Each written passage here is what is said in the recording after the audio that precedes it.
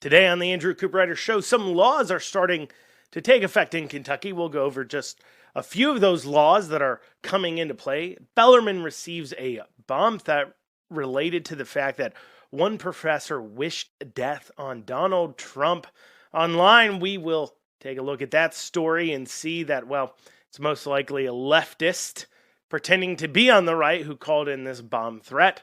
And Beshear decides once again to go against the Constitution, try to rewrite it, and he's going to be drug into court as he ignores a good chunk of it in order to get his way on something that's actually pretty trivial.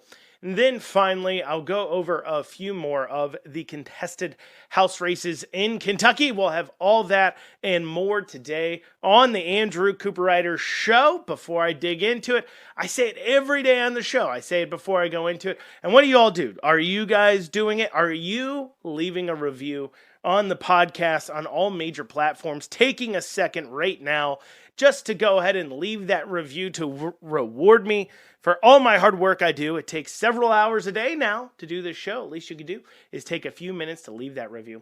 And then finally, if you want to reach out to the show, you can email me info@theandrewshow.com. Once again, that's info@theandrewshow.com. You can also head on over to theandrewshow.com and hit the contact tab to go ahead and reach out. But without any further ado, let's, as always, dig down into it. So a few laws taking effect. And one of the big ones, the more controversial one that you'll see people talking about is that the pornography websites are being required to take more steps to verify age than to just simply have a person click a button. Now, of course, this has caused some sites to pull out. Some sites have adopted some sort of system.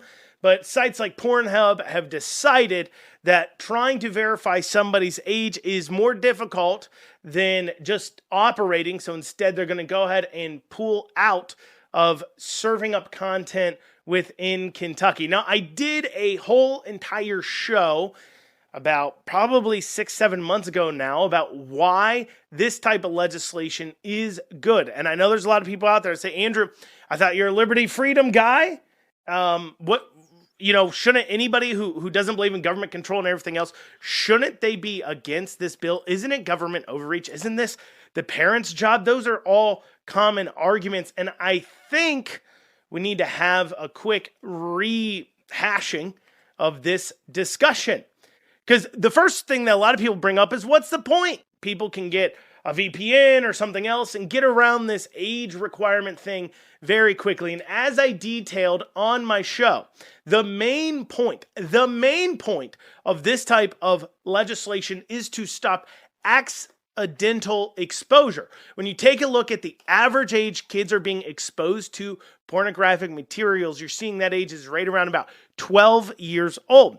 And when you see how they got exposed to it, it wasn't because they logged online and then went to a pornography website and was trying to find it.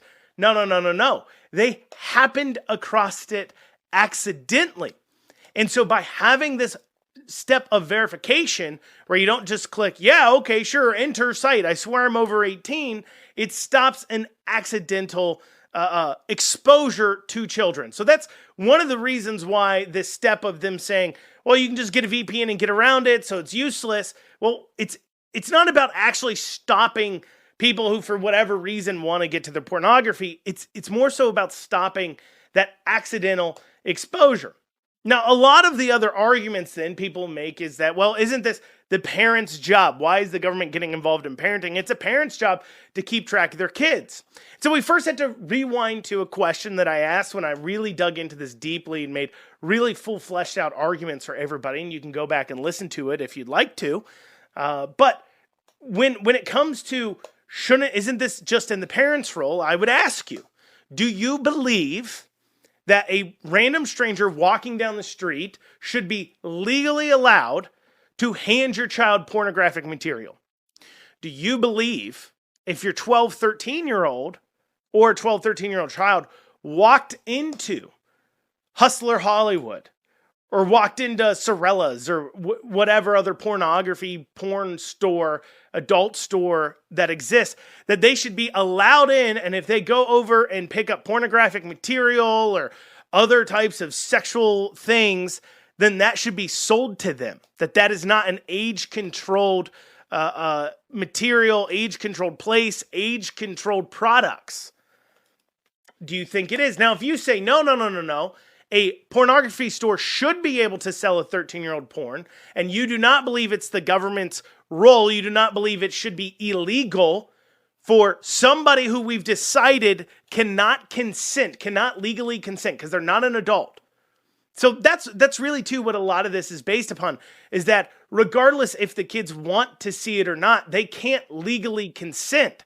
Their opinion of what they want doesn't matter, because we've decided that they are not of the age to make that decision. Now, if you want to argue that 13-year-olds are actually adults and should be able to consent to whatever they want to, then make that argument. I think you're wrong and you're stupid, but you can make that argument. But if you're not willing to say it should be absolutely 100% legal for a pornography store to hand a child porn, well, then I have to ask you, what is the difference upon what's going on online here?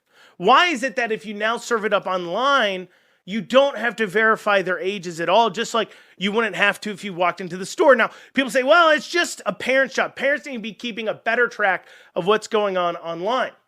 And to which I respond with, one, it literally, unless you're going to sit next to your child through every second of them cruising online, you're not going to be able to stop them from getting accidental exposure when it's this prevalent online. It doesn't matter even what kind of software and technology you get to try to stop kids from doing it. What matters is that it's just accidental exposure is there. And the other follow-up on this, of it being the parent's job, I would also ask you this. You have companies, not just a company, companies making billions of dollars of profit off of this kind of content. And yet, for some reason, the parents have to be the ones to go out and purchase the equipment and control equipment to stop the company who's making a profit from giving it and serving it to minors. That'd be like saying that you have to hire somebody, or you have to follow your kid around all day in order to stop them from being served alcohol. That is not on the company that is making a profit from selling your booze to verify the people they're selling booze to is of proper age. Anytime a company engages in age-controlled behavior, whether it's gambling, alcohol, or anything else, anywhere else, it is that company's job to enact policies at an expense to them, not to the consumer, to ensure that the person who's consuming their products is of proper age. It would be online pornography would be the only place where that's not the case. And then you go into the fact that they say, well, a VPN can get around it. Well, at least at this point, parents are able to look at the computers without having to download any software and say, oh, I see you've downloaded a VPN. Let's have that discussion. So if you do believe that adults should not be able to just willy-nilly give pornography to children, then I struggle to see how you would view this as a government overreach. Because keep in mind, too, the way that this law, and I think a large part of it, too, is that people do not know this law. Because I'm seeing things online like, why are they targeting this one pornography website? They're not targeting just Pornhub. Pornhub's the biggest pornography website in the world. They're targeting all pornography websites. But, so they're not targeting one. But I think the other misunderstanding is how the law operates.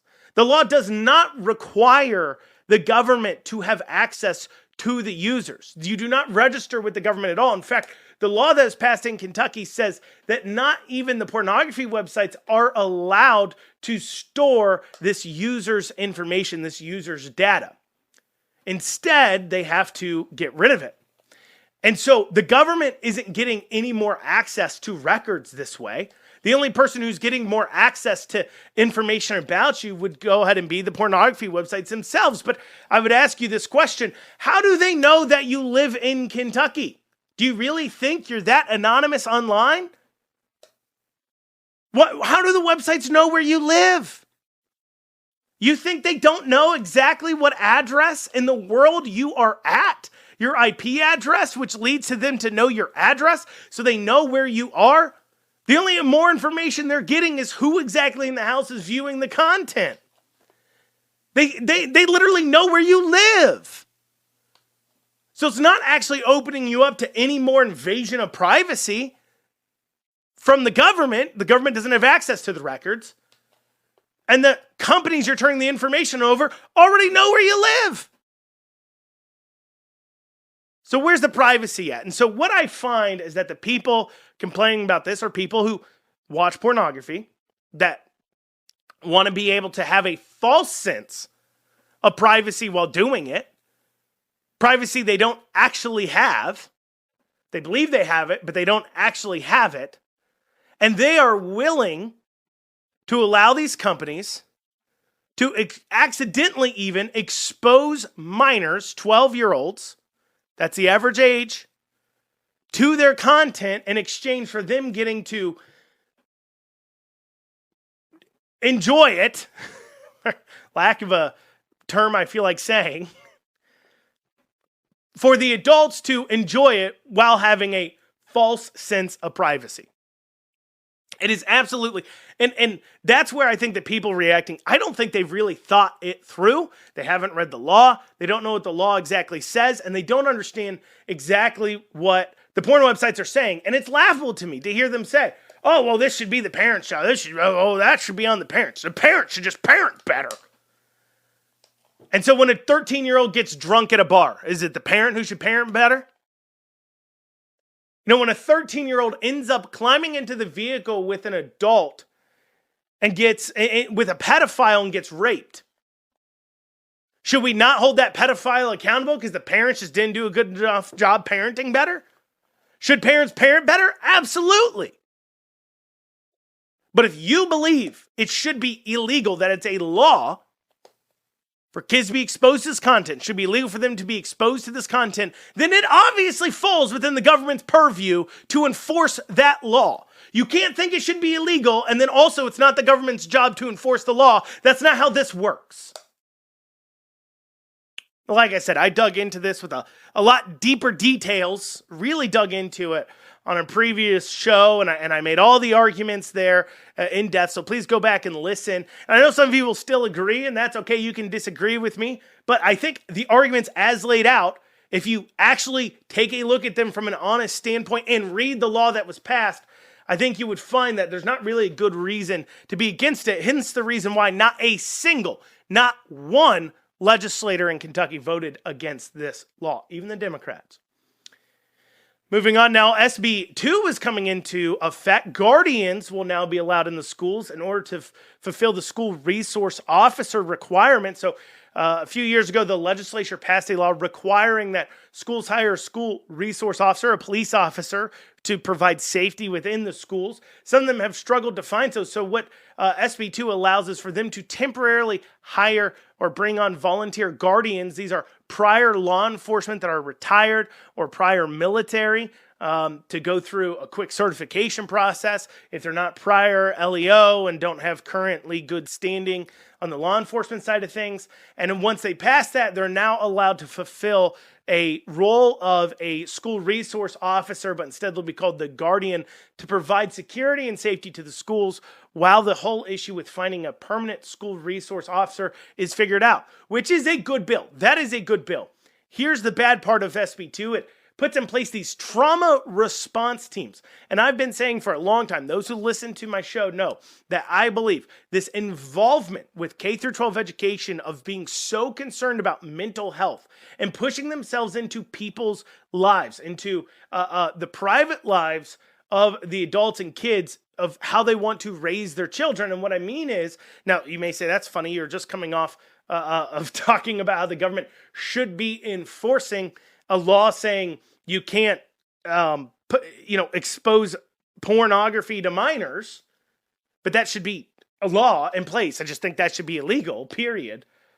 But here, we're not talking about the government being even involved in mental health here. We're talking about K through 12 education deciding that they're going to put themselves into that parental role more so than the parents of worrying about these children's mental health. Something that there is no legal responsibility the government has. These are not powers enumerated into the Constitution.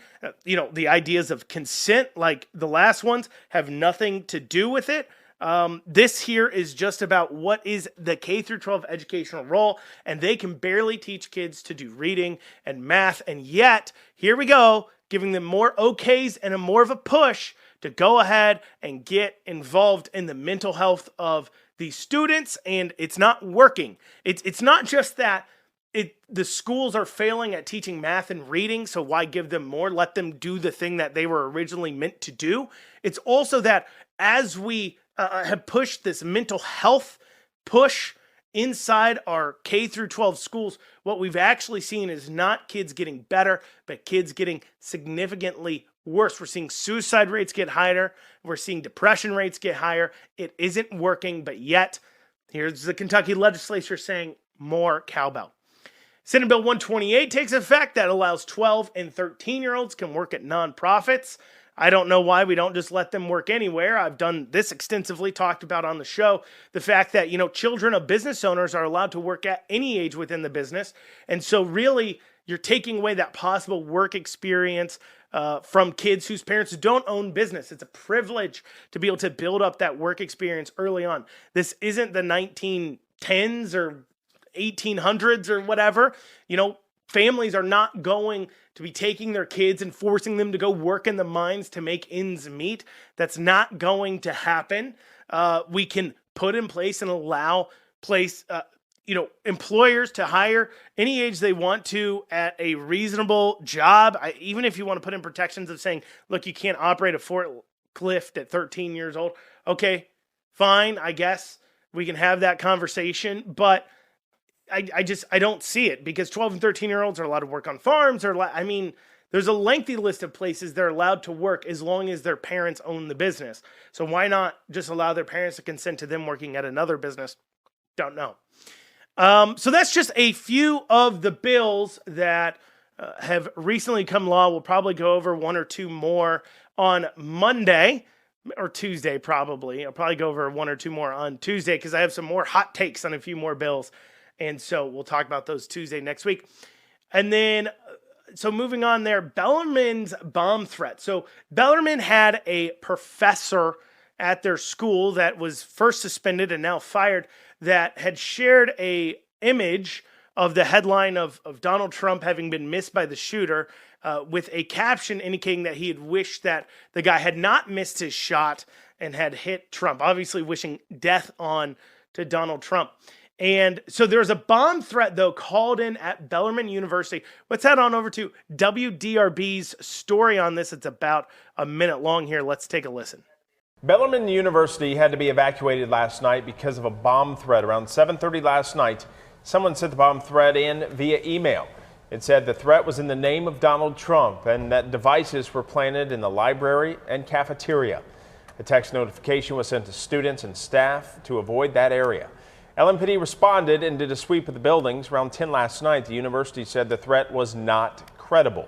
Now, this follows Bellarmine University instructor being suspended because of a comment he made on social media about the assassination attempt on former President Donald Trump. Instructor John James posted, quote, "If you're going to shoot, man, don't miss," along with a screenshot of an article about the shooting.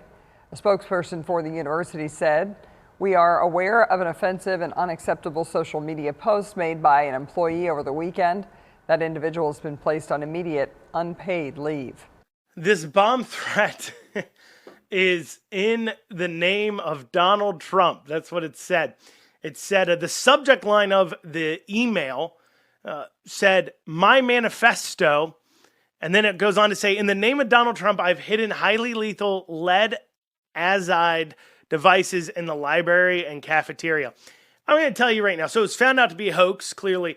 That is quite clearly a leftist hoax. A leftist called that in. We know that for several reasons. One, anybody on the right is not going at a time. One, the guy was already suspended, okay? He was suspended without pay. So the idea here is if we call in a bomb threat from the right, well, at least then we can say, see, look, they're violent too, so you should hire the guy back, I guess, would be the thought process. Because remember, the guy was suspended without pay. The school responded by getting rid of the guy. Why would they want to bomb a place where the guy isn't even at anymore? He doesn't even work there anymore. For what? Having ever hired him in the first place? They're that mad? And also, nobody is going to do that especially right now, but nobody's going to do that at a time where we see the left having put in place this political violence. You're seeing the reaction. Nobody themselves is going to be thinking, you know what's be best for Donald Trump right now is if I bombed a place in his name. That's the perfect thing we need to do. That's really going to help him get into the presidency, because that's what anybody who is currently supporting Donald Trump, they're worried about Donald Trump getting into the presidency. They're not going to do something like bombing a university that a person doesn't even work at anymore because they want him to win. That's not even logical. And I know you could say, well, you know, these crazy people, they don't have to be logical, but it's not logical. And they're not going to say, in the name of Donald Trump. Come on, guys. We all know a leftist called that in. They're investigating it. I'm betting you big money right now. I'll bet you $100 that it turns out the person was on the left that called it in. If we ever hear about it again, because obviously when they discover they're on the left, the media is probably never going to report on it. But maybe we'll get lucky. Maybe the media is turning a leaf, deciding that they maybe need to be more fair in the reporting so everybody's not at each other's throats all the time. Speaking of at each other's throats, interesting thing by Beshear. He's chosen, honestly, I think a pretty trivial thing to challenge the entire meaning of the state constitution. So House Bill 8 passed this last session, and it was a revenue bill, not a appropriations bill. It was a revenue bill, a bill laying out the taxing and how the government is going to bring in money into the coffers. And one of the provisions in the bill was to not collect sales tax on gold bullion, and silver. So basically, no tax, no sales tax on precious metals, no 6% sales tax. Well, Beshear had line item vetoed it. And at the time, the legislature even asked the AG for an opinion on this, and he cited that the governor is not allowed to do this. And it's pretty clear here. So this is from Section 88 of the Kentucky State Constitution, where it goes over the signature of bills by governor, veto, passage over veto, or partial veto power. So what he did, he didn't veto the entire bill. He said, I'm line item vetoing, which means he goes through and he says, I just want this provision and this provision of the bill not allowed to be passed. And so this is the state constitution here for you. This is just a section of it that deals with line item vetoing. The governor shall have the power to disapprove any part or parts of appropriation bills embracing distinct items, and the parts or parts disproved shall not become law unless reconsidered and passed as in case of a bill. So they're saying that in a appropriation bill, so in a bill that is appropriations as defined by our state Supreme Court in law, means that you're removing money from the treasury, from the coffers of the government, and then spending it on something within the government. So that's an appropriation of money from the treasury. And so they pass a government budget bill, which is an appropriation bill, and the governor is allowed to go in and say, I don't want to spend money on that. I don't want to spend money on that. I disagree with this. I disagree with this. And go through and mark those out line item and veto just chunks of it, and then return it to the legislature. And then the legislature can decide whether or not it wants to overcome his veto on those individual items. They can take it item by item and say, we want to go ahead and allow that to stay in place or not stay in place.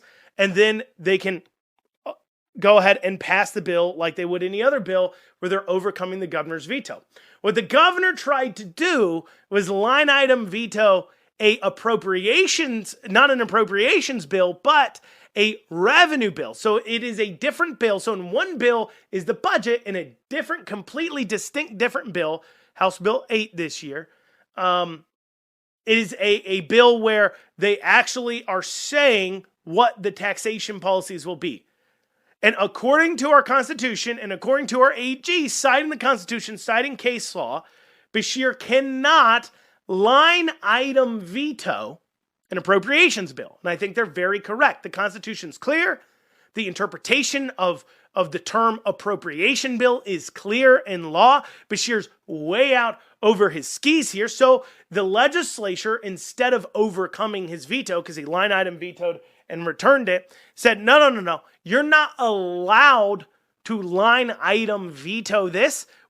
This just needs to become law. Because if they had tried and said, okay, we'll just overcome his veto anyways with a vote, they would have endorsed the idea that the governor can somehow, for some way, line item veto appropriation bills from now into the future. And they're saying, no, you can't do that. No governor can do that. You have to either veto all of it or accept it as it sits, or he cannot sign it, or it passes as it sits. Those are your two options.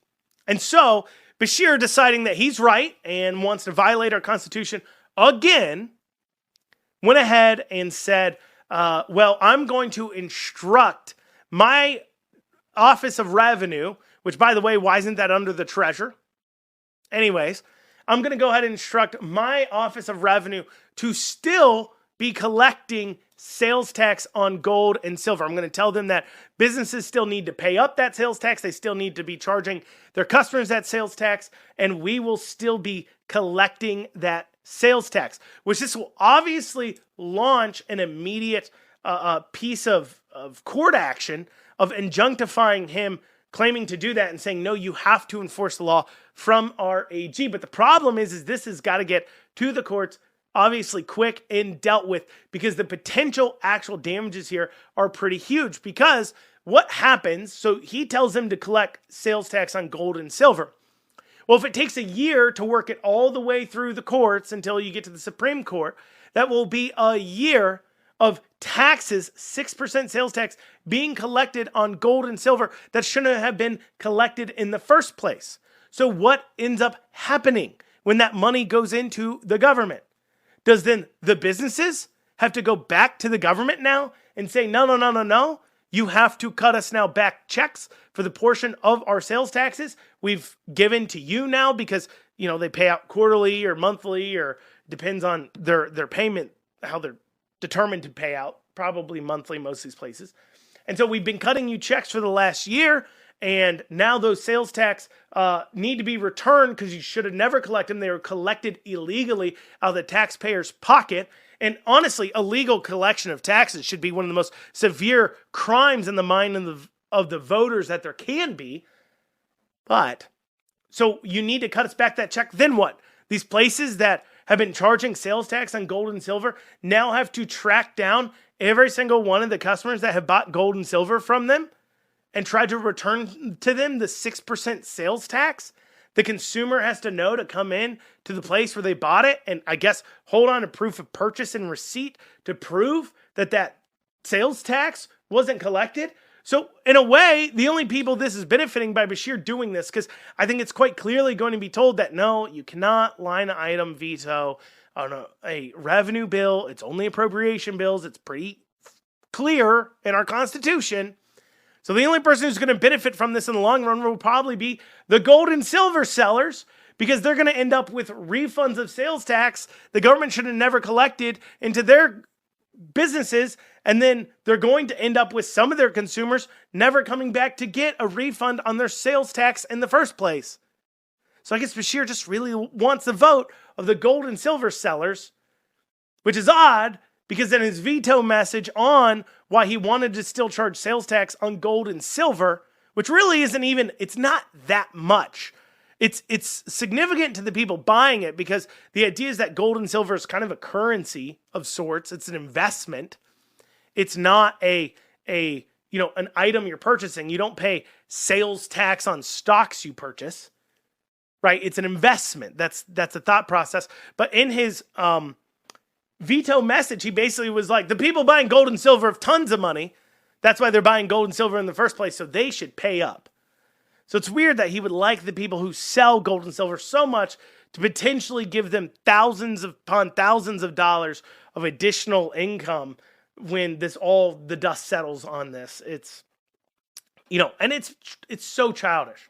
It's such a childish thing to even bother going to court on. I mean, the amount of tax revenues you generate off of gold and silver sales will be completely eclipsed by the amount of money the state is about to spend suing each other, because the AG is funded by the taxpayer, and then of course the governor's funded by the taxpayer as well. His legal team's funded by the taxpayer.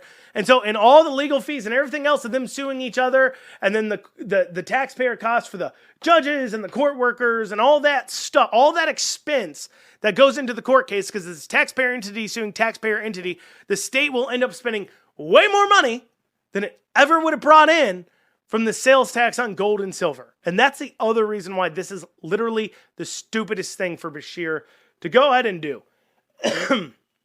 But without further ado, let's dig into some of the races going on in Kentucky around the state. We left off yesterday. We really just covered one in Alton Ayers. Let's move on to District 14, also out in western Kentucky, between a Scott Lewis and a Chanda Garner.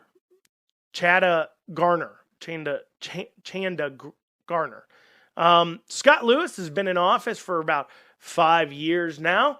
District 14, as I said, that's out in western Kentucky areas, kind of in the, Beaver Dam, Owensboro, kind of stretches from a little bit the southerner part of Kentucky, kind of around Morgantown, up all the way up into Owensboro and the river there. And so he has held this office. Lewis has held this office for 5 years. The last time he was challenged was in 2018, where he got 70% of the vote to an Elizabeth Belcher's 29% of the vote. But we have Chanda Garner coming in, deciding to go ahead and throw down. She says, I want a piece of this action. So you must think Chanda Garner, pretty strong candidate, you would hope, but if you're a Democrat, but not the case here. There is something I'm noticing about a lot of these Western Kentucky people. They don't have websites. They have Facebooks that aren't very active. They're obviously not running a very robust campaign in general, but all of them seem to have been either recruited in part or heavily backed by the unions. All of them have a lot of posts about the unions. All of them have been endorsed by the unions. Chanda's top post on her Facebook page is a sharing of UAW International Education Department. And so there's a lot of push here from the unions for these individuals. And that makes you wonder, one, is this the is this the Democrat Party of Kentucky's doing, or is this the unions doing? And if it is the unions doing and the union backing all these people, you got to think from the union side of things, this is a pretty dumb political move, because you're backing all these candidates that are less than a threat. And so when you go and talk to Republicans in office and you say, if you don't do what we say, we're coming after you, but you're coming after them is literally putting up people who have no money, don't work, and end up getting 25% of the vote, you're not sending a very good message at all. That doesn't make anybody fear you. They literally care less about what you have to say. They care less about crossing you because, well, there's no repercussions for doing so. They've seen what the repercussions are. It's nothing. They don't care. They're going to hold on to their seats. So getting behind these kind of lackluster candidates from the union side of things doesn't make a whole lot of sense at all. I'm going to be quite honest. But yeah, so Chanda Garner running against Lewis there. Another race we have going on is a Jeffrey Humble versus Amy Neighbors in the 21st House District. Of course, Amy Neighbors has been in office just a year, just recently won election after there was a big old, primary full of 5 different people back in 2022. So she's just been in office for the 2023 session. And of course, the 2024 session there, she would have been in office for, so she's kind of completing her second year now.